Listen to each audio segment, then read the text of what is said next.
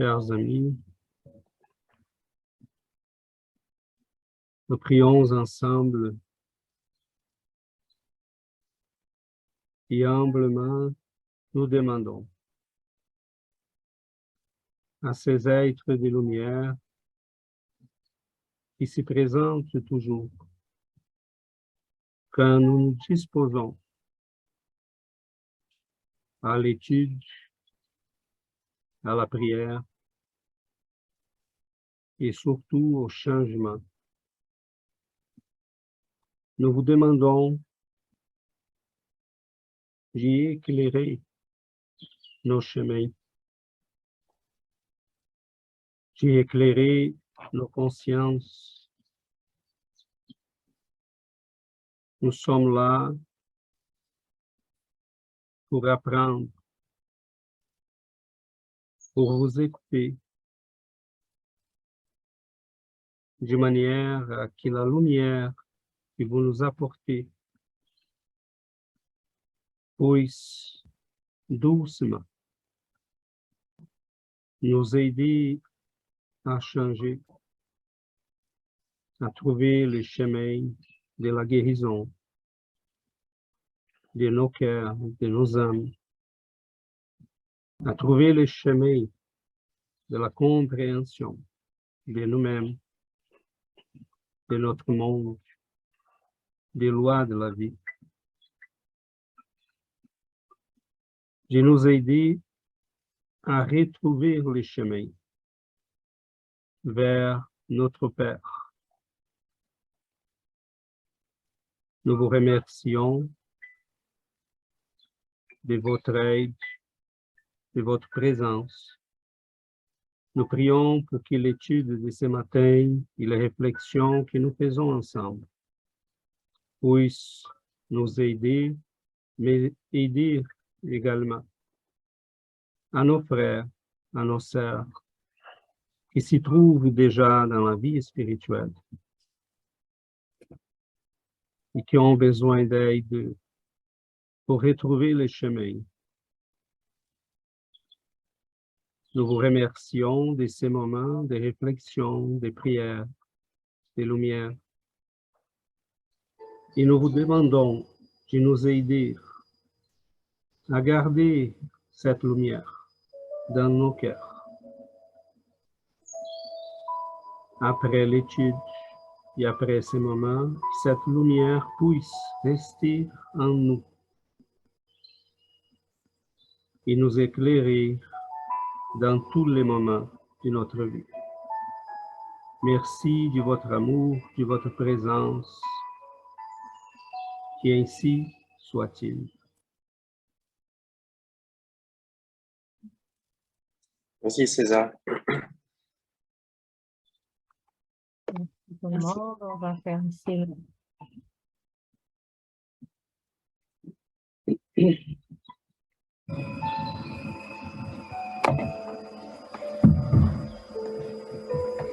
Donc, notre rencontre 96. Soyez avertis. Laurence, pourrait lire les premiers textes, s'il te plaît? Oui, bien sûr. Alors, thème, soyez avertis. Pardon, je vais juste libérer le visuel. Voilà. Discipline. À la fin de 1931, Chico, dans l'après-midi, priait sous un arbre à côté du barrage, un endroit pittoresque à la sortie de Pedro Leopoldo vers le nord, lorsqu'il a vu, à courte distance, une grande croix lumineuse. Peu à peu, parmi les rayons qui se sont formés, quelqu'un est apparu. C'était un esprit amical, vêtu d'une robe semblable à celle des prêtres, qui lui parlait avec affection. On ne sait pas de quoi ils auraient parlé dans ce crépuscule, mais le médium dit que c'était sa première rencontre avec Emmanuel dans la vie présente. Et il souligne qu'à un certain point de compréhension, le guide spirituel lui a demandé: « Êtes-vous vraiment disposé à travailler en médiumnité avec l'évangile de Jésus ?»« Oui, si les bons esprits ne m'abandonnent pas, » répondit le médium. Vous ne serez pas abandonnés, dit Emmanuel, mais pour cela, vous devez travailler, étudier et lutter pour le bien. Et tu penses que je suis en mesure d'accepter le compromis, dit Chico? Parfaitement, à condition d'essayer de respecter les 3 points de base du service. Parce que le protecteur était silencieux, le jeune demanda « Lequel est le premier ?» La réponse est venue directement « Discipline ». Et le deuxième ? Discipline. Et le troisième ? Discipline.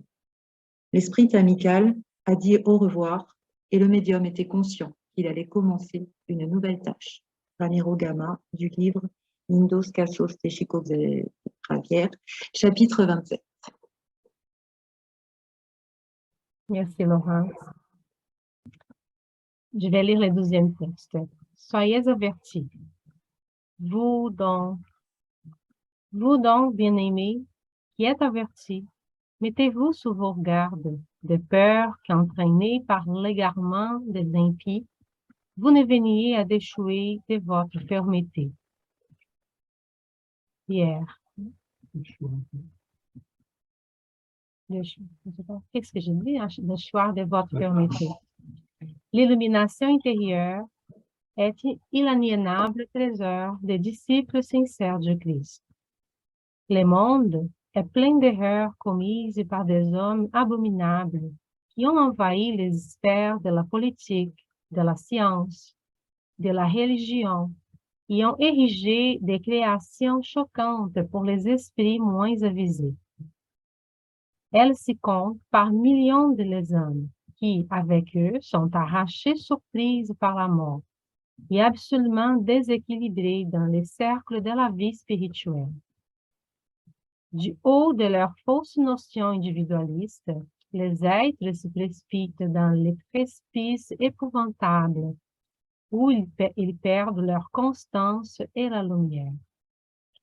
N'ayant pas connaissance de la véritable situation, un grand nombre d'imprévoyants trouvent malgré tout un juste soutien, vu qu'ils n'en avaient pas été dûment informés, car des êtres exécrables leur avaient occulté l'essence réelle de la vie. Une telle bienveillance, néanmoins, ne pourra atteindre les apprentis qui connaissent déjà la vérité. L'élève de l'Évangile ne s'alimentera des erreurs déplorables que s'il le veut. Par conséquent, il ne tournoierait dans les tourbillons des ombres qui, s'il tombe volontairement du fait de son choix personnel. L'ignorant aura une justification. La victime sera libérée.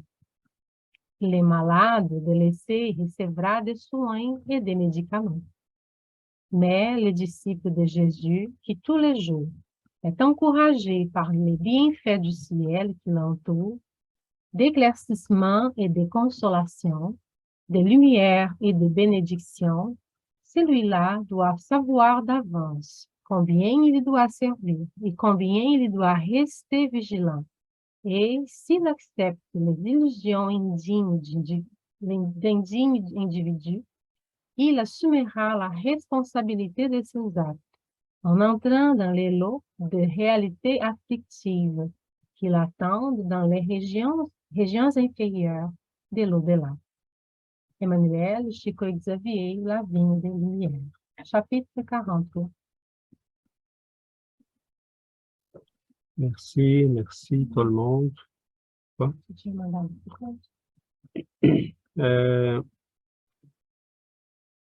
Pour vous mettre un peu en contexte, ces textes qu'Emmanuel commente, c'est un extrait de la lettre de Saint-Pierre, des communautés qui, c'était à l'époque, et on n'avait pas de journal, pas d'Internet. Donc, les lettres faisaient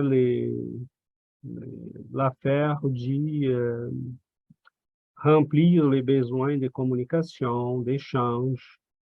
Et les apôtres, bientôt, ont commencé à, en ne pouvant pas se déplacer, convenablement et être présents dans toutes les villes qu'ils avaient déjà visitées et où ils avaient initié des communautés. Et ils s'y communiquaient, ils envoyaient des lettres pour répondre à ces petites communautés qui commençaient à apparaître ici, là. Et dans cette lettre de Saint-Pierre, il y répondait en fait à une question qui était posée par une communauté qui s'y plaignait un petit peu de quelques personnes qui se présentaient comme des interprètes des textes sacrés, comme des textes de la Bible, ou qui interprétaient les lettres de Paul, l'apôtre, qui circulait beaucoup à cette époque-là. Donc, Saint-Pierre disait, ou Pierre, l'apôtre, disait, faites attention, vous qui êtes déjà avertis au sujet de ces gens-là, parce qu'ils sont des gens, des fois, qui n'ont pas de connaissances, qui sont des fois abominables, parce qu'ils ont un type de vie qui n'est pas à l'auteur de ce qu'ils connaissent, mais qui s'y met à interpréter les mots pour les autres comme s'ils étaient des gens capables de le faire. Et avec ça, on a vu que dans tous les débuts du christianisme, comme dans d'autres mouvements spirituels, très souvent après l'apparition des grands maîtres, des grands lumières, on voit qu'il va se suivre après des gens qui vont créer des variations, des interprétations bizarres, des choses étranges. Et Emmanuel est en train de commenter ça. Donc, c'est très intéressant parce que nous vivons dans une époque carrément différente de toutes les époques précédentes. La vitesse à laquelle une nouvelle se propage, une nouvelle idée, une nouvelle théorie, c'est quelque chose d'impressionnant. Quelque chose qu'on met sur Internet aujourd'hui, demain peut être dans tous les foyers du monde avec une vitesse épouvantable. Cependant, si nous avons acquis une immense capacité d'y communiquer les choses, je poserai la question, est-ce que notre sens critique a été développé dans la même mesure? Je ne crois pas. Nous avons des milliers de personnes sur la planète qui ignorent des choses de base. Et la question avec ces hommes abominables, je trouve que les mots, c'est très fort, l'expression est très lourde, mais c'est la vérité. Parce qu'ils sont abominables, parce qu'ils se sont mis et ils sont parfaitement conscients de ce qu'ils font. Ils savent qu'ils détournent la vérité.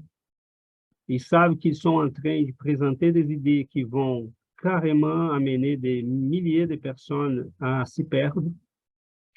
Mais ils le font pareil parce que c'est leur objectif. Cependant, il y a, comme dit Emmanuel, des milliers de personnes qui n'ont été pas averties.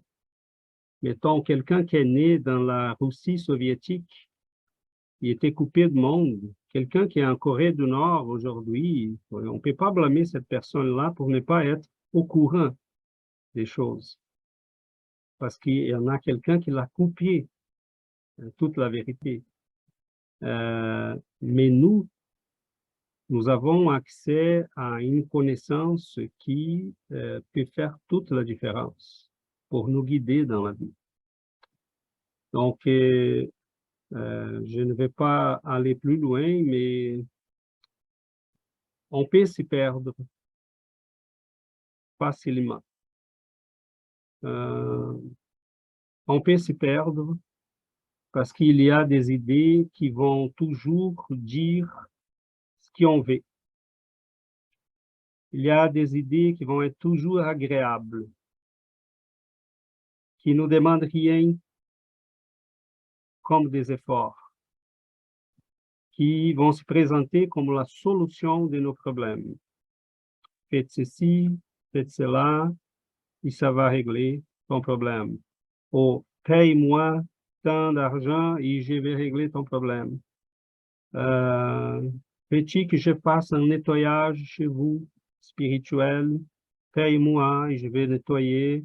Parce que c'est plus facile, on a l'illusion que ça va régler notre vie. Et en fait, on s'y fait tout simplement donner ce qu'on veut parce qu'on ne veut pas faire des efforts. Et là, quand on a mis cette petite histoire de Chico, c'est tout au début de sa médiumnité, 1931. Il était né en 1910, donc il y avait 21 ans. Il n'avait même pas commencé à la psychographie d'une manière très intense encore. Donc, c'est la première fois qu'Emmanuel se présente à lui. Il lui dit 3 mots qui, en fait, ne sont pas les mêmes. Je pense on oublie toujours, on pense qu'Emmanuel est en train d'être insistant, mais c'est pas le cas. Il y a une discipline de la pensée. Il y a une discipline des émotions. Hein, donc, ce sont des niveaux différents des disciplines duquel Emmanuel est en train de parler. Parce qu'il y a plusieurs dimensions dans notre vie. Les sentiments et les émotions, la pensée, hein, une discipline de la volonté. Et Emmanuel est en train de tout simplement préciser que dans tous les aspects de sa vie, il y aura besoin de discipline. Et dire aux gens, venez étudier, faites un effort, crois-moi, tu vas trouver la solution si tu fais cet effort. Travaille un petit peu. Les gens, très souvent, ne veulent pas entendre ça. Hein, on veut tous parce qu'on a des douleurs, on a des souffrances. Donc ici, ça va aucune critique à l'égard de nos frères et de nos sœurs qui cherchent l'allègement de ces souffrances. Sauf que on va se faire détourner de chemin, on va se faire tromper par des gens qui sont assez experts dans en profiter de la souffrance humaine, qui vont se présenter comme la solution, qui c'est pas vrai parce que la solution passe par un changement. Donc, je pense que dans ce texte, il y a beaucoup de choses, vraiment beaucoup. Emmanuel est en train de nous dire, faites attention. Moi, j'ai vécu ça à un moment de ma vie. Nos chemins ne sont pas pareils. Donc, je pourrais donner un exemple personnel, mais ça va venir certainement, mais je me suis rendu compte que mon exemple personnel n'est pas vraiment une référence pour tout le monde, parce que, mettons, à un moment donné, ça se peut que quelqu'un d'entre nous va s'intéresser à une nouvelle doctrine. Ah, je viens de découvrir telle chose. Et je peux dire à la personne, non, non, faites attention. Hein. Non, mais bon, c'est chacun a son chemin à faire. Après avoir promené ici, là, je me suis rendu compte que les trésors étaient toujours dans mon jardin et que je les cherchais ailleurs. Mais ça, c'est mon expérience. Donc, c'est très délicat parce que ça met en question notre orientation des vies. Si on est conscient des choses qu'on a déjà en nous et devant nous, et comment on va utiliser ça pour guider nos vies. Parce que, je ne sais pas si vous avez remarqué, il dit, c'est un privilège de ceux qui connaissent tout ça que nous connaissons, de se faire illuminer intérieurement. Ce n'est pas une question de connaissances, parce qu'il y a des gens qui ont beaucoup de connaissances, mais pas de lumière intérieure. Donc, est-ce que nous avons déjà remarqué que nous avons de la lumière, qu'elle est accessible à nous? Et si oui, pourquoi des fois on regarde ailleurs? C'est peut-être parce qu'on n'a pas remarqué. Mais nous sommes tous libres. Donc, moi, de plus en plus, en étudiant tout ça que nous étudions ensemble et toutes les autres choses que nous faisons dans la semaine, et je découvre de plus en plus tout un univers explicatif, une dimension immense de connaissances, de compréhension de la vie. Et je ne m'inquiète plus pour les autres. Je m'inquiète de plus en plus pour moi. Parce que c'est de mon intérêt personnel trouver le chemin, la lumière et les suivre. Les autres, on va prier, on va aider, on va offrir, mais chacun doit trouver son chemin. On force personne. Cependant, et j'ai fini là, nous ne soyons pas naïfs. Les hommes abominables sont partout. Comme il est dit, dans la politique, dans la science, dans la religion, dans les médias, dans les réseaux sociaux, dans la philosophie, et dans les universités, ils sont partout. Et il y en a des milliers de personnes qui se font détourner, qui vont perdre des années, vont perdre, entre guillemets, et qui risquent des fois de perdre l'incarnation en courant après des gens qui vont tout simplement rire à la fin et dire, surprise, on n'avait rien à la fin du chemin, sauf ta grosse déception. Donc, voilà, je vous lance et je vous ouvre la parole. Oui, Laurence.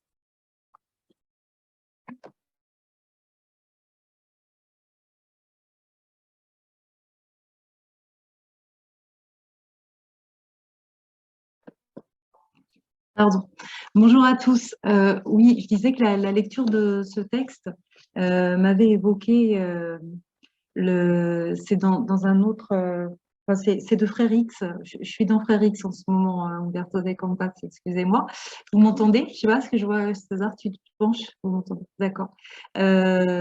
Donc, mais ça rejoint, je trouve, les lectures qu'on vient de faire tout à l'heure. C'est dans les, je crois que c'est Lettres, je cherchais justement le titre, je ne sais plus si c'est Lettres de l'autre monde ou Lettres de l'au-delà de Frère X, la traduction en français.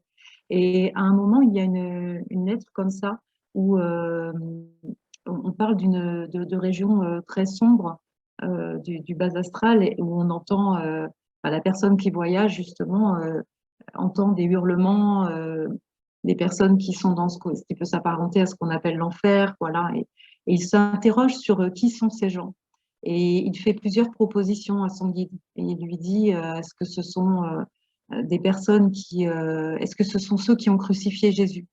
Et il dit, oh non, il y a longtemps qu'ils ont eu l'occasion de se racheter.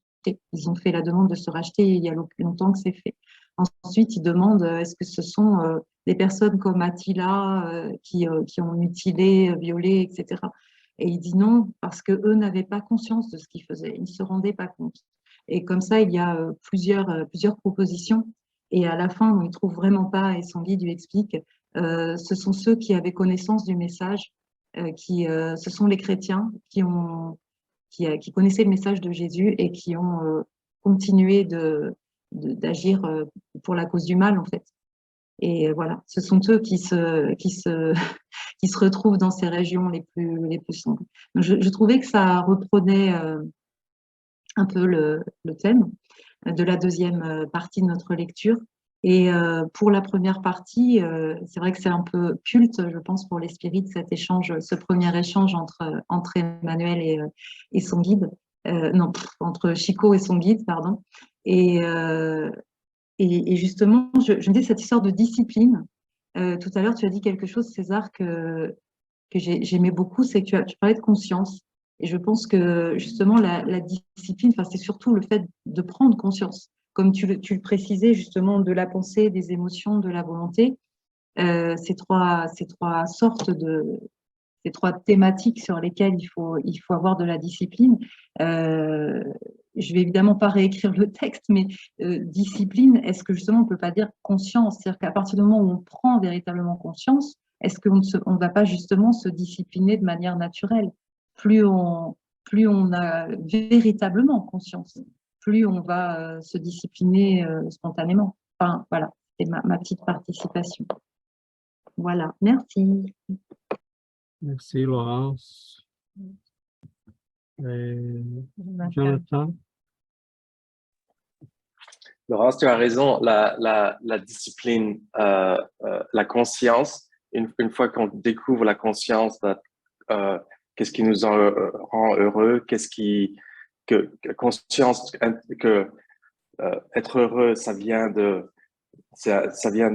nous-mêmes, pas des autres aspects extérieurs et pas des autres personnes autour de nous. Une fois qu'on a la conscience en nous de ça, et c'est discipline, on commence à avoir la discipline. Et César, je voulais réfléchir ce que tu as dit, nous avons la lumière en nous. Mon expérience personnelle, les 3-4 dernières années, quand j'ai enfin découvert que la lumière était en moi, à l'intérieur de moi, et ne venait pas des aspects extérieurs de ma carrière, de mes parents, de mes amis, de tout ça, que la lumière, que j'ai commencé à découvrir le petit garçon que j'étais quand j'étais né, avant que toute la société commençait à me molder, à créer où je suis. Une fois que j'ai découvert cette lumière, maintenant je suis en train de l'explorer et j'ai jamais été plus heureux. Et chaque samedi, je peux pas attendre d'avoir l'étude avec vous, etc. Mais il y a aussi une autre chose que j'ai découverte, parce que tu dis, oh, maintenant que une fois que j'ai découvert la lumière en moi, j'ai pas besoin d'autres personnes pour me dire d'une religion ou quoi que ce soit. Mais aussi, ce que j'ai découvert, c'est que il y a aussi d'autres lumières extérieures. Par exemple, découvrir votre groupe, c'est une lumière extérieure qui aussi m'aide à apprendre moi-même comment mon esprit fonctionne, comment apprendre les énergies, etc. Donc, c'est une chose aussi que j'ai apprise, c'est à éliminer les lumières négatives et vraiment me concentrer. Et ça, c'est du travail, de faire les leçons tous les samedis ou les quelques amis que j'ai qui m'aident. C'est un effort. C'est un effort de maintenir ces relations avec eux et de participer, etc. Donc, c'est un effort. So, yes, la lumière interne me rend heureux et me fait découvrir qui je suis, mais je cherche toujours aussi ces lumières extérieures qui aussi m'aident à grandir. Yeah. Tout à fait, Jonathan. Et c'est tout simplement dire que tout ce qu'on découvre à l'extérieur nous aide vraiment à allumer cette flamme-là intérieure. C'est bien.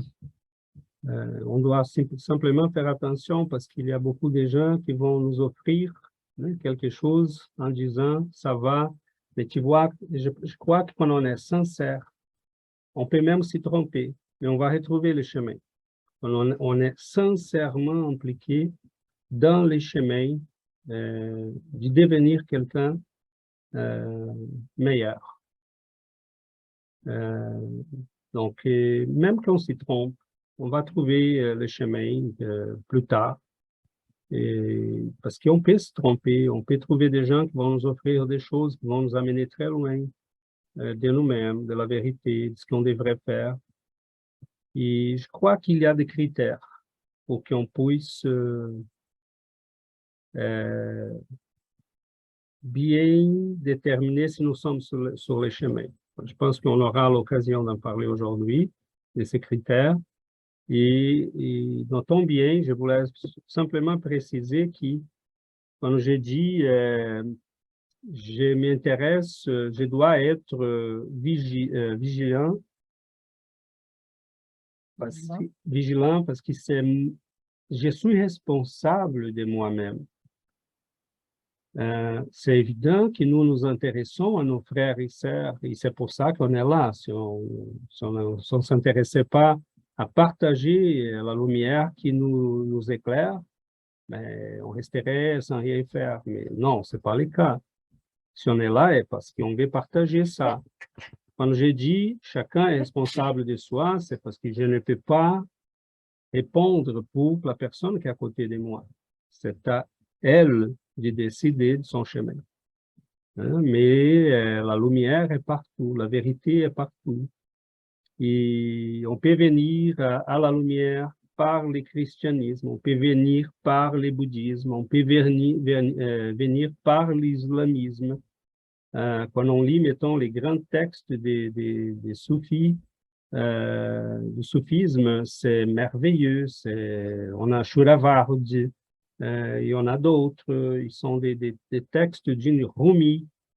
Quand on lit ces textes-là, on dit, mais tout était là. Et comme les grands textes du catholicisme, quand on lit les grands mystiques du christianisme, tu dis, mais tout était là.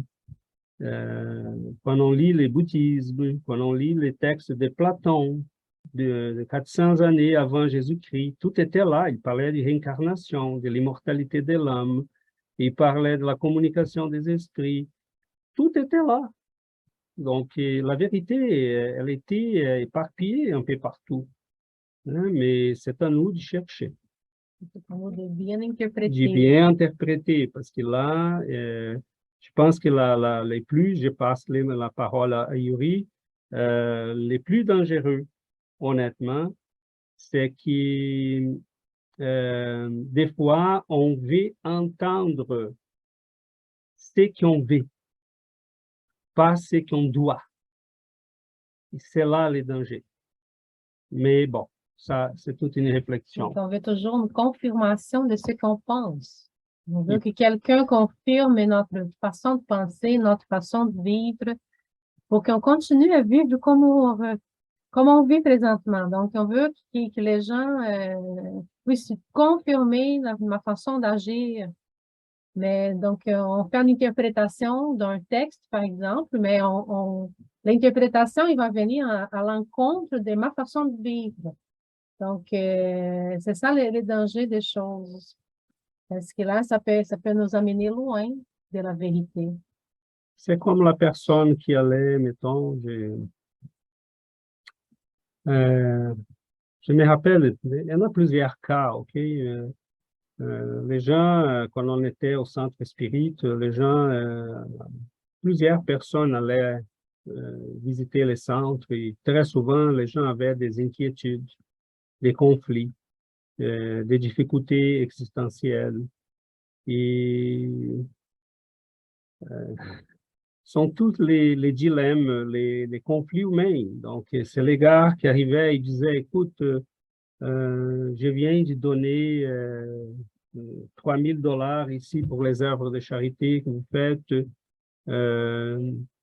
Je suis très content de vous aider, c'est bien, les enfants pauvres ont besoin d'aide, merci, messieurs, merci. Mais Écoute, César, tu sais, hein, je suis en politique et c'est très difficile la politique. Et tu sais, là, je suis dans certains schémas des détournements de l'argent. Mais tu sais, hein, si on fait pas, les gens vont nous mettre dehors, ils vont nous... et la personne voulait écouter, écoute, mon ami, c'est pas grave, là. Donc, non, désolé, c'est grave, tu as des choix et tu vas répondre de ça, mais c'est ta vie. Je suis là pour faire les rôles de ta conscience, mais je peux pas dire ce que tu veux entendre. C'est dans ce sens-là. Les gens, des fois, veulent écouter ce qui va confirmer. Et ce qu'on veut que ça se confirme, c'est que tu n'as besoin de rien ajuster. Tout est négociable. La morale est flexible. Et c'est pas grave. Euh, Comme Laurence nous a donné là une histoire merveilleuse. On ne peut pas demander à quelqu'un qui ne connaissait pas, mais à quelqu'un qui connaissait, on peut demander des comptes. Donc, on doit faire, ce n'est pas une menace, c'est tout simplement la logique la plus élémentaire. Oui. Un médecin qui prend de la cigarette, il n'a pas le même niveau de responsabilité d'un garçon qui habite dans une zone pauvre et démunie d'une grande ville qui ne sait rien de biologie. Donc, le niveau de responsabilité, c'est différent. Yuri, Sébastien. Bonjour. J'ai trouvé ça très intéressant, les textes, parce que je me rappelle du texte de Caïbar Schutel. Je ne sais pas c'est lequel qui a été écrit en premier, c'est Emmanuel ou celui-là de Caïbar, où ce qui dit, Caïbar, que les plus grandes raisons de la chute et la tromperie des hommes ici dans la Terre, c'est ces trois aspects, hein, la politique, la science et la religion. Alors même, lui appelle ces trois aspects-là la trinité dévastatrice. Alors, si je me demande pourquoi les personnes se laissent entraîner sans réfléchir, sans résistance dans ces mondes-là. Puis c'est un petit peu ce que tu nous as dit, le monde, il cherche les solutions miracles, il cherche les conforts, hein, l'illusion de l'or, puis les pouvoirs. Alors, je pense que ces hommes abominables qui ont ils ont un plan, garder dans l'ignorance les mondes, parce que sinon il y aurait un changement assez représentatif de la morale, de nos pensées. Hein. Alors, dans l'Évangile, hein, qui dit non seulement les loups tombent dans les pièges des loups, hein, et celui-là qui n'ont pas appris à être vigilants reste des loups. Alors, Emmanuel il nous le dit, non, être vigilant, être éclairé surtout, j'ai aimé le mot que Johanna a dit, être éclairé. Hein. Je pense que cette observation, cette vigilance est notre première défense contre ces tromperies, oui, c'est être vigilant dans nos pensées, dans nos paroles, dans notre vie de tous les jours.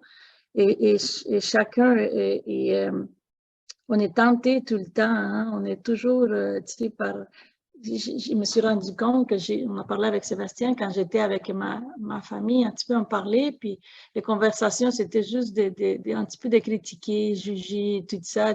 Puis nous, on s'est comme laissé embarquer dans un certain sens et nous avons reçu un bienfaiteur qui nous a dit comment c'est dit le truc? Si on a mal parlé des autres, c'est toujours mal. C'est toujours mauvais, puis donc, on est toujours dans cette tentation-là. Puis quand tu as dit tantôt, si la lumière est en nous, pourquoi nous cherchons ailleurs? Je pense que ça a beaucoup rapport avec notre niveau d'évolution, notre niveau évolutif, cette inertie qu'on porte tout le temps. On tombe dans ces erreurs-là parce qu'on n'est pas assez vigilant et on n'est pas assez responsable. Je pense que ça a beaucoup rapport avec notre responsabilité. et notre responsabilité va à la taille de nos connaissances aussi. Donc, tu sais, on doit être vigilant, hein, et ça me fait penser aussi en parallèle les textes qu'on demande beaucoup à ceux qui ont beaucoup reçu. Donc, en tout cas, je trouvais très intéressant. Merci. Beaucoup d'aspects. Moi, je voulais juste rebondir un petit peu sur qu'est-ce que Laurence elle avait dit sur la conscience puis la volonté. Malheureusement, pour moi, c'est deux choses très, très différentes parce que même que je suis conscient des choses, puis j'ai comme la théorie, ça me demande un très, très gros effort pour les appliquer ou c'est pas si naturel pour moi, même que je le sais. Ça me prend un très, très gros effort pour être discipliné puis réussir à contrôler ces choses-là, dont je suis conscient. Puis, une autre chose qui me fait penser, puis il y a beaucoup d'esprits quand ils viennent dans les réunions médiumniques qui nous disent, ah, vous autres, vous prétendez des personnes de bien et tout ça, mais vous êtes aussi pire que nous. Et moi, je leur dis, oui, on est aussi pire que vous parce qu'on est là, mais au moins, on va toujours, on est dans cette noirceur-là, on n'a pas le choix, on est comme imprégné, on est comme submergé dans cette noirceur-là, dans cette vibration-là. Mais nous autres, au moins, on a compris qu'il faut qu'on suive la lumière de Jésus qui nous guide à sortir. Puis, dans cette vie-là, ça va être difficile, puis les obstacles vont être toujours là, puis la noirceur va être toujours là, mais tant qu'on suit la lumière de Jésus, tôt ou tard, on va sortir de la noirceur, on va sortir de cette vibration. Alors, je pense que l'important, c'est de trouver sa direction, puis commencer à marcher vers cette direction-là, puis pas se laisser distraire par les choses qui vont arriver en chemin, parce que ça va arriver, ça va continuer à arriver, on va continuer à tomber, mais toujours garder le cap. Je vois comme un bateau qui est dans la tempête, mais lui, il garde le cap sur la lumière. Jamais perdre de vue la lumière, puis avancer vers la lumière. C'est un peu ça qui me fait penser comme tous ces textes-là aussi. Merci Yuri, merci Sébastien. Je pense que les deux choses sont vraies. Hein? On a besoin d'une prise de conscience profonde pour qu'on fasse cet effort de changement. L'effort n'est pas facile, mais c'est clair que c'est pas facile. Parce qu'une chose, c'est savoir les chemins, l'autre, c'est parcourir les chemins. Je sais que c'est par là, mais ça ne veut pas dire que c'est moins loin. Donc, oui, ça implique un effort.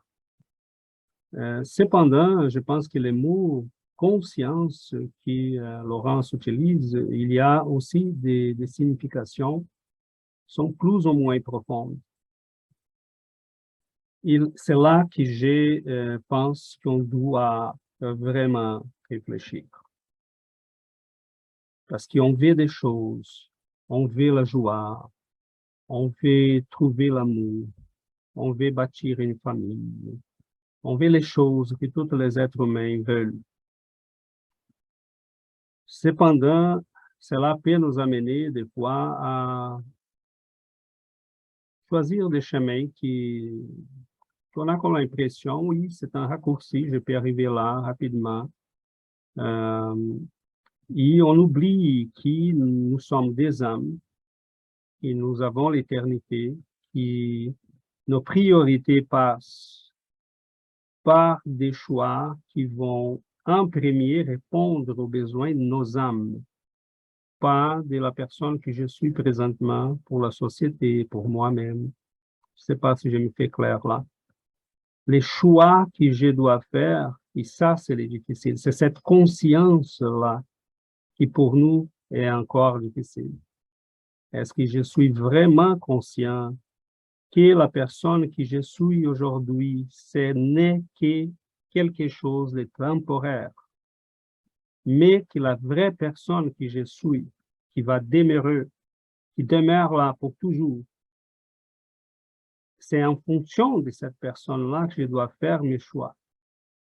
Donc, c'est cette discipline de l'âme qui est difficile parce que c'est vivre Et c'est là que je pense que Jésus voulait nous éclairer quand il disait, il faut vivre dans le monde, mais pas appartenir au monde.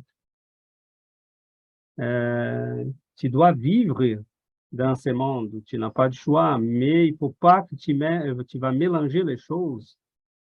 Il ne faut pas que tu mets dans les mêmes contenants les Césars qui est ici aujourd'hui, qui a une profession, qui a une famille, qui habite un tel endroit, qui a un numéro d'assurance sociale, avec les Césars profonds, que c'est celui qui va vivre pour toujours et qui doit guider et marcher vers la lumière. Donc, vivre dans le monde, mais ne pas appartenir au monde, c'est là notre grand défi. C'est là que c'est pas évident parce que je dois prendre des décisions qui sont des fois qui vont à l'encontre, qui vont être contraires au César d'aujourd'hui, qui veut des choses comme tout le monde, qui veut obtenir des choses, qui veut avoir du confort, mais des fois, je dois prendre des décisions qui vont s'opposer à ça. Et c'est cette conscience-là qui est difficile pour nous, parce que le poids de la vie présente et de la vie matérielle sur nous est encore très lourd à cause de notre niveau d'évolution. Oui, Laurence. Denis. Oui, en fait, moi, c'est ce que j'appelle, enfin, c'est ce qu'on a, voilà, c'est pas moi qui l'ai inventé, hein, c'est un peu un arrangement ou un compromis par rapport à notre conscience, en fait, qu'on fait de façon journalière et que la société nous oblige un peu à faire, parce que, comme tu dis, on vit dedans. Et du coup, voilà, en permanence, on est obligé de contrebalancer ça. On a quelque chose en nous qui dit on voudrait aller, voilà, la lumière, elle est sûrement là, mais on nous tire aussi vers d'autres choses. Et c'est vrai qu'on est sans arrêt à faire des compromis avec notre conscience. En fait. Et je pense que c'est vraiment un tiraillement en nous, et voilà, il faut essayer de le vivre au mieux et de trouver, voilà, comme tu disais, son chemin à soi, qui nous est propre, et voilà, essayer de le faire de façon la plus intelligente possible, ce compromis, parce que voilà, je pense pas qu'aujourd'hui, enfin, tous autant qu'on est, je pense que c'est compliqué de dire, moi, je fais exactement ce que ma conscience me dicte. Je pense qu'on est tous un peu tiraillés.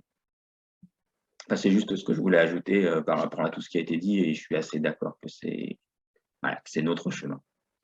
Si je peux me permettre d'enchaîner sur ce que Denis vient de dire et de rebondir aussi sur ce que Sébastien a dit tout à l'heure.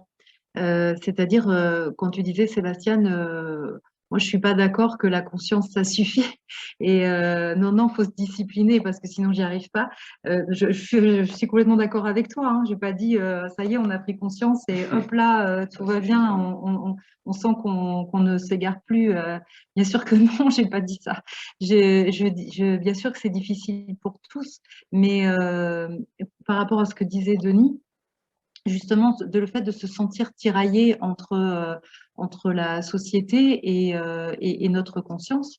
Ce que je voulais dire, pour reprendre tout ça, c'est que c'est par exemple les fêtes avec des amis. Voilà, on est invité, on a des amis, donc tout ça c'est très conventionnel finalement, mais on entre dans la vie justement quand on est jeune, alors on va faire des fêtes et on trouve que c'est formidable d'être dans des endroits où il y a de la musique, on danse, on saute dans tous les sens, il y a de l'alcool qui circule et on est comme tout le monde et on se sent tellement bien d'être comme tout le monde.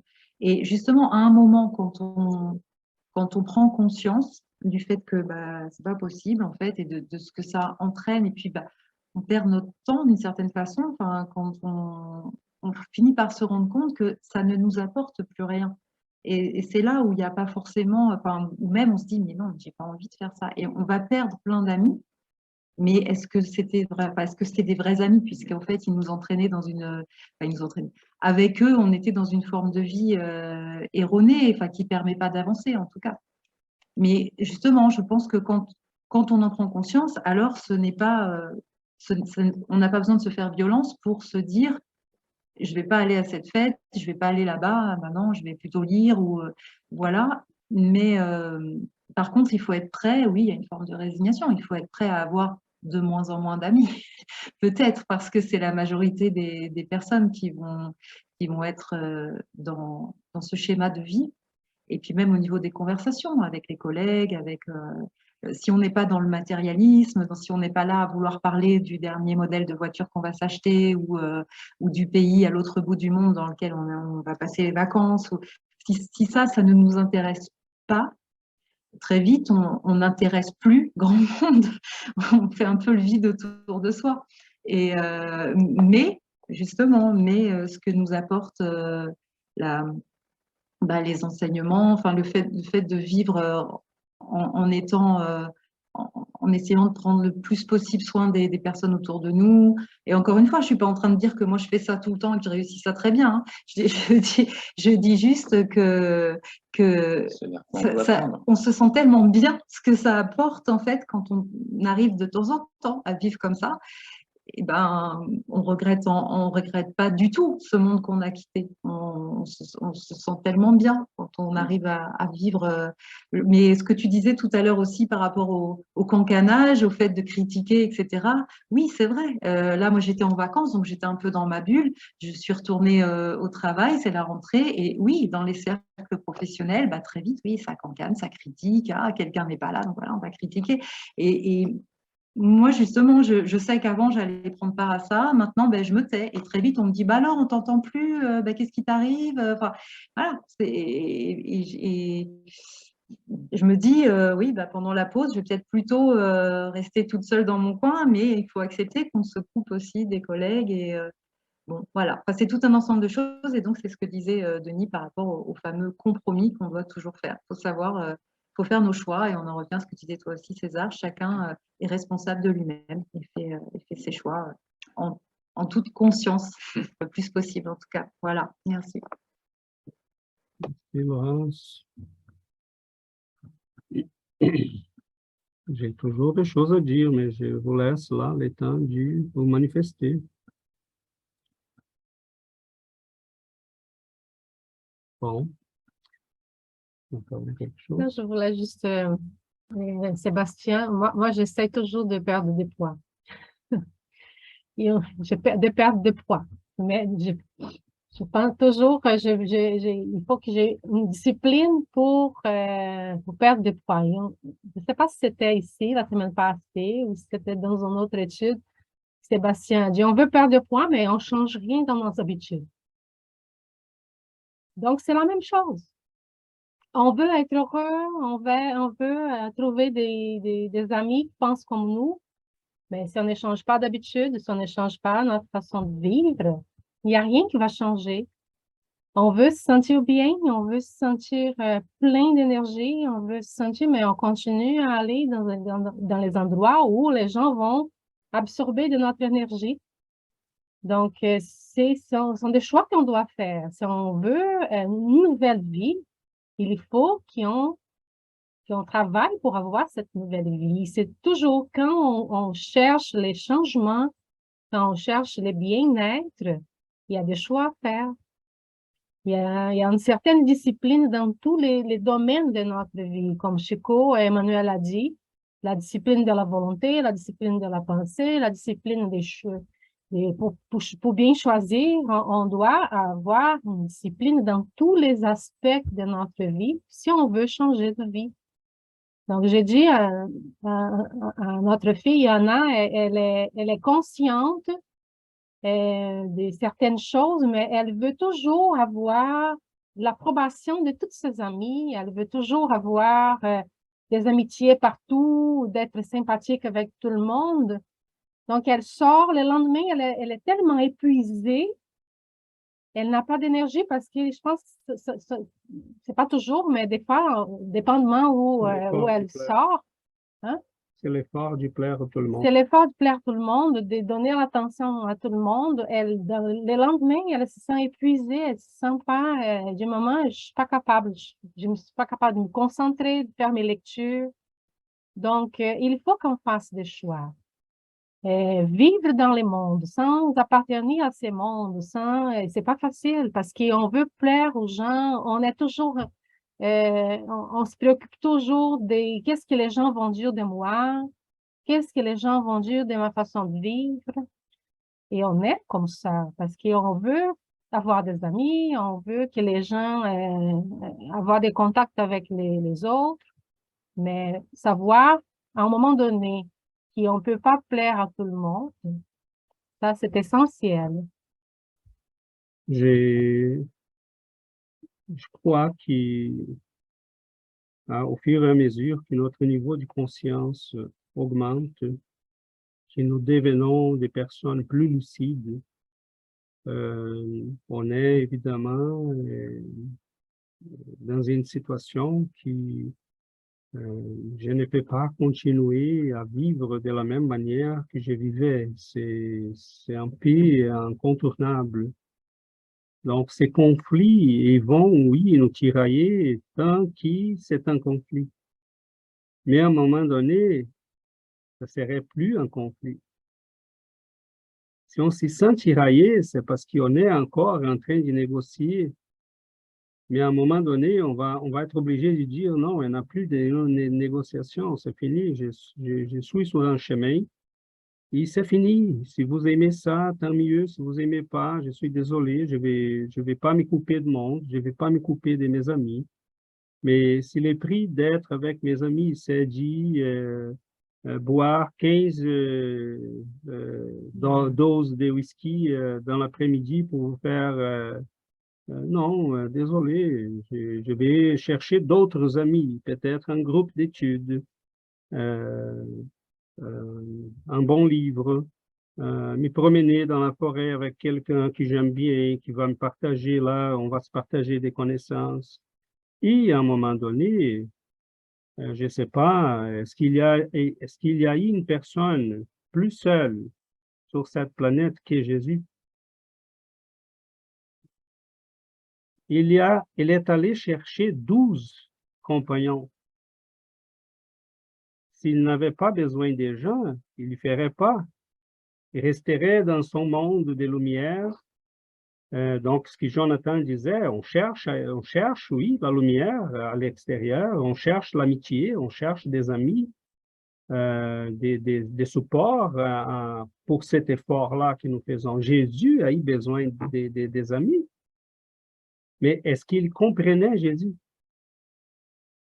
Non, il les éduquait parce qu'il ne comprenait pas. Il savait que ça prendrait beaucoup de temps pour arriver, mais il faisait pareil. Donc, est-ce qu'on doit s'y couper de monde? Dans une certaine mesure, oui, mais dans une autre, on doit servir au monde. C'est ça la beauté du christianisme. On s'y coupe de ce qui est mauvais. On s'y présente aux gens pour dire, je suis là pour vous. Je suis là pour vous, pour vous montrer ces chemins, peut-être ça va vous intéresser. Ah, ça vous intéresse pas pour l'instant, c'est correct, c'est pas grave, ça va venir. Donc, c'est pas de la critique, c'est pas s'y couper de monde, mais c'est garder les caps sur notre chemin. Et peut-être une dernière chose, et ça, je pense qu'on doit y réfléchir profondément. Ne pensons pas que ces histoires, comme celle que Laurence a racontée, ou comme la fin du texte d'Emmanuel, qu'il dit, si vous choisissez ces chemins établis par des hommes abominables, c'est à votre compte, et vous prenez là votre lot des souffrances dans la vie spirituelle. Ça, c'est pas d'histoire. Et je voulais là qu'on réfléchisse un petit peu. On s'y sent tiraillé, on s'y sent, c'est normal. On essaye de faire des compromis parce qu'on dit, bon, il faut, oui, des fois, c'est nécessaire. Tant que cela ne nous amène pas à détourner notre âme du bon chemin. Parce que, comment j'essaye de trouver la manière de dire ça parce que j'essaye de communiquer une expérience. Et une expérience, il faut la vivre pour savoir de quoi l'autre parle. C'est comme si je disais, écoute, j'ai perdu un enfant. Et là, tu me dis, oui, j'ai perdu un aussi. Je sais de quoi tu parles. Donc, la personne, tu comprends immédiatement parce qu'elle a déjà vécu l'expérience. Avez-vous déjà vécu l'expérience de perdre quelque chose de très rare et d'en être conscient que vous auriez pu ne pas le perdre parce qu'on savait la vérité, on savait c'était quoi le correct, on savait quoi on devrait faire, mais on a laissé aller. Donc, arriver à la vie spirituelle, où vont se trouver les amis? Où est la société qui nous a mis de la pression? Où sont les gens qui nous demandaient ça et cela? On sera en face de nous-mêmes, nous, en face de la vérité. Et la seule chose qu'on va avoir à ce moment-là, c'est la plus dure des vérités. Tu savais c'était quoi le chemin, c'était lequel. Tu savais c'était quoi la vérité. Pourquoi tu hésitais? Pour s'y rendre là, des fois, on va vivre des pertes épouvantables. Et c'est là qu'on doit faire attention. C'est là que la discipline est nécessaire. Est-ce que vous croyez que Chico Xavier n'a pas trouvé des âmes sœurs de ses vies antérieures?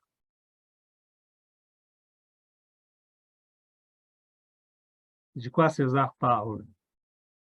En fait, la triade que Yuri parlait, c'est le sexe, l'argent et les pouvoirs.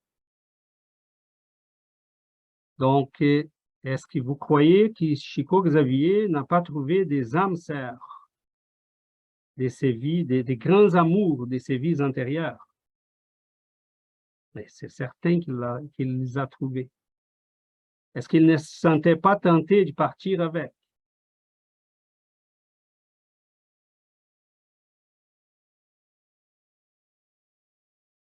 Il est un être humain. C'est certain qu'il voulait partir avec. C'est mon grand amour du passé. Combien de grands amours nous avons eu? Il y a rencontré plusieurs. Moi, j'essaie de quelques-uns.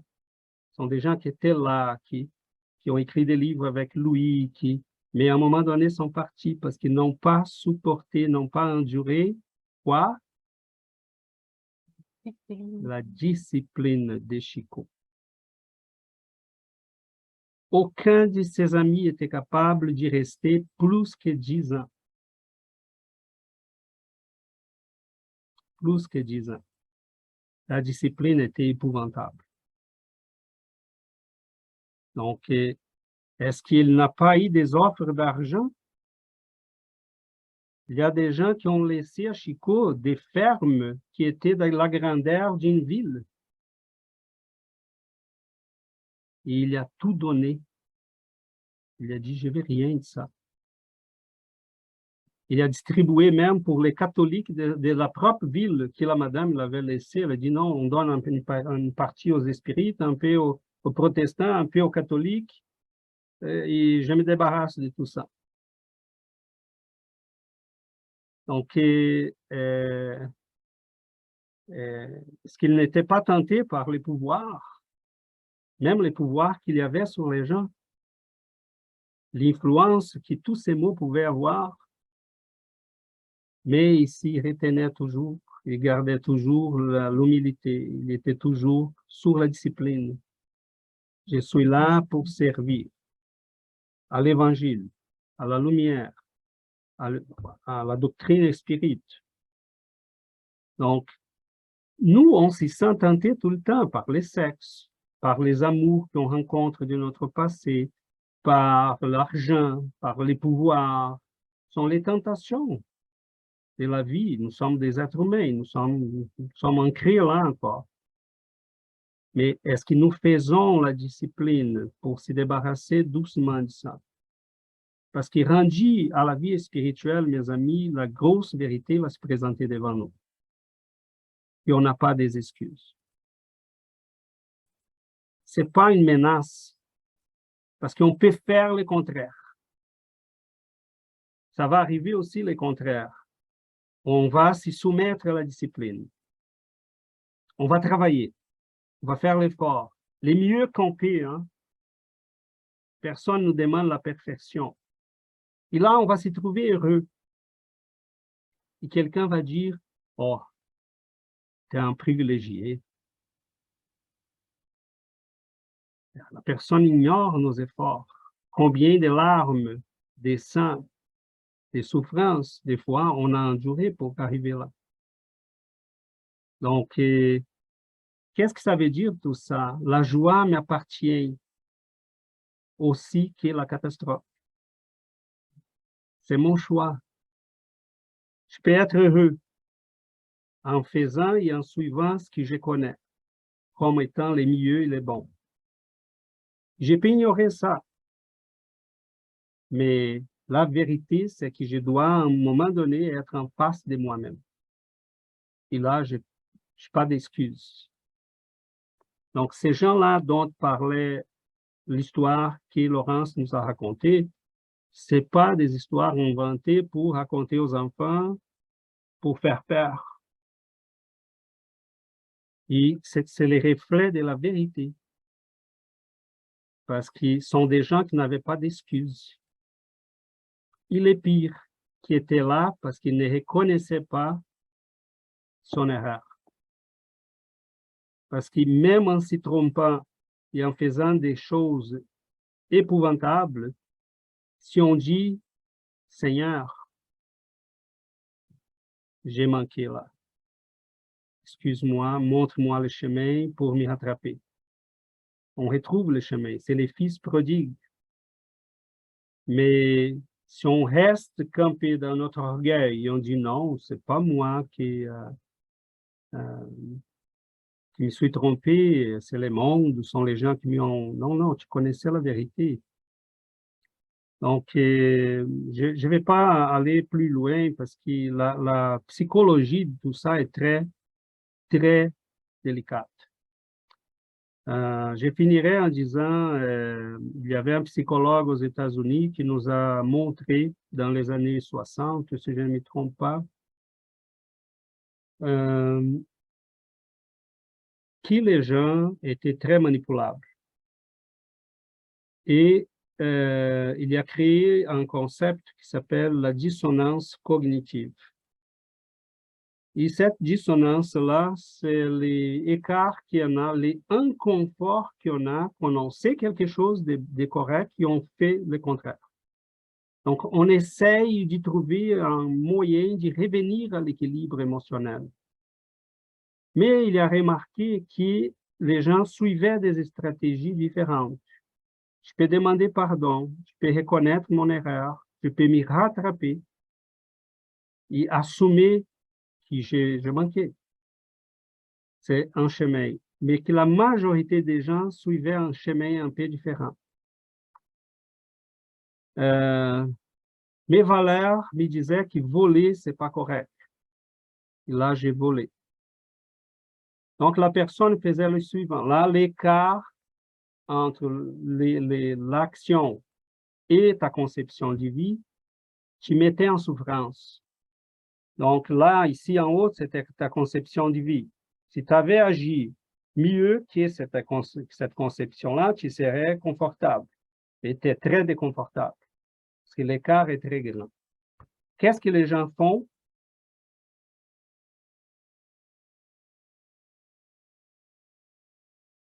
Ils changeaient leur conception de vie. Voler, ce n'est pas si mauvais que ça. Tout le monde le fait.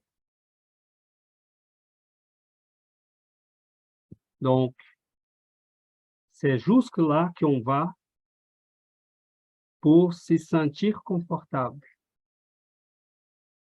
Et là, on doit se poser des questions parce que là, on est en train de rationaliser.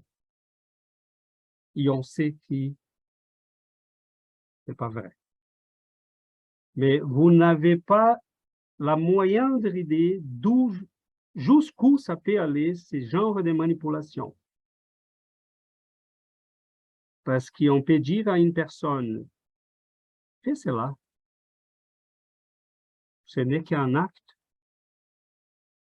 Et la personne l'y fait. Et après, l'inconfort est tellement grand, la souffrance psychologique est tellement grande que la personne change sa conception de vie. Donc, est-ce que les hommes abominables ne connaissent pas ça? Ils connaissent. Donc, ils essayent de nous mettre dans des situations où on est amené à agir contre nos valeurs.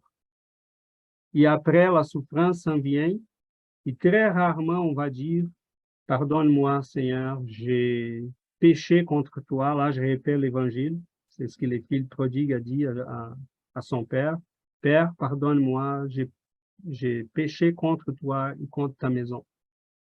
Mais peux-tu me recevoir? Je ne suis plus digne d'être appelé ton fils, mais j'accepte être le plus humble de tes serviteurs. Et je vais être avec toi. » Donc, ce courage-là d'assumer ses erreurs, de refaire les chemins, ça nous amène à la lumière. Mais si on essaye de rationaliser, on va passer très longtemps loin de la maison. Donc, voilà. C'est un tout petit texte d'Emmanuel. Il y en a là pour 3 heures si on veut. Mais notre temps arrive à la fin. Est-ce que Yuri, tu peux faire la prière? Merci beaucoup.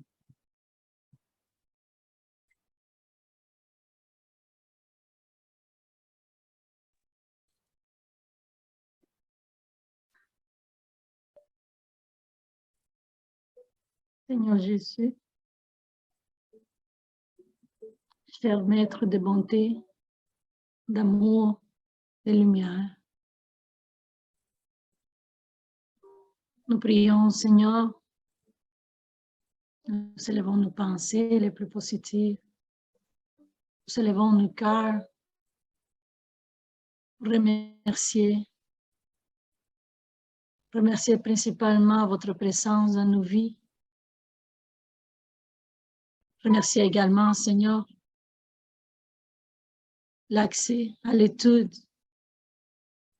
à la doctrine spirite, tous ces enseignements. Nous remercions pour les réflexions, les connaissances. Nous nous sentons, Seigneur, privilégiés de vous connaître, privilégiés de marcher à vos côtés. Et nous vous demandons, Seigneur, de nous tenir, de nous garder sur le bon chemin. Si jamais nous nous égarons, parce que nous continuons avec nos vieilles habitudes, continuons dans l'ignorance, ramenez-nous, Seigneur. Aidez-nous à être conscients, à veiller, à être attentifs, parce que nous sommes appelés à tous les jours à vivre dans votre évangile. Nous sommes appelés à tous les jours, dans toutes circonstances, à faire preuve de tout ce que nous avons appris.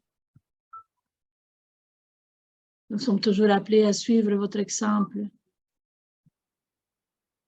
Aidez-nous, Maître, à être forts, à prier plus pour nous renforcer moralement, que nous puissions faire face à nos difficultés, faire face à nous-mêmes. Merci Seigneur. Merci parce que vous transformez notre tristesse en joie, notre solitude en fraternité, nos inquiétudes en certitude. Restez avec nous, Seigneur, que nous puissions retrouver la paix, la consolation, la lumière. Merci, cher Maître, pour toutes les bénédictions, notre santé, notre famille, nos amis, nos êtres chers, notre chemin. Nous remercions pour nos amis spirituels, pour ces âmes de bonté qui nous entourent, qui nous guident, qui nous donnent tant d'amour. Cher professeur, montre-nous. Nous sommes des élèves imparfaits. Mais nous savons, Seigneur, envie d'apprendre, envie de faire l'effort. Merci, cher Maître. Nous demandons de rester avec nous aujourd'hui et pour toujours. Nous demandons que l'amour de cette prière puisse être amené à nos frères et sœurs en souffrance, à tous ceux qui ne vous connaissent pas. Et que l'amour, Seigneur, puisse arriver à ces hommes qui ont le pouvoir, à ceux qui dirigent notre monde, à ceux qui gouvernent notre pays, les pays du monde, qui puissent prendre conscience, qui puissent retrouver votre amour, qui puissent retrouver votre chemin.